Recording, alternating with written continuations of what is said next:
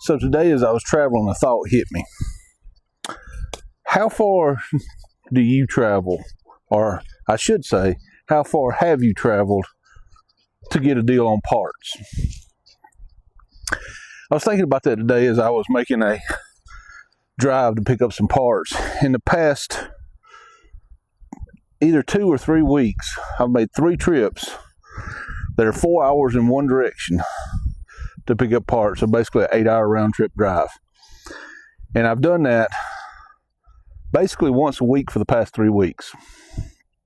And I got to thinking, what's the furthest away I've driven to get parts? And I do remember driving, now I'm in South Carolina, so that's kind of important to the story.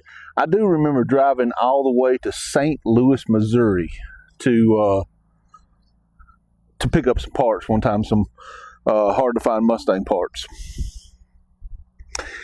Now, a lot of people don't understand why we do what we do as far as these long drives for parts. Well, when you deal with older vehicles, the Mustang may be a bad example, but when you deal with older vehicles, some of these parts are just not readily available. Some of these parts are not reproduced. And when you find somebody that's got them, you got to go get them. A lot of these people, especially when they've got a little more rare part, they don't like to ship them. So I've traveled,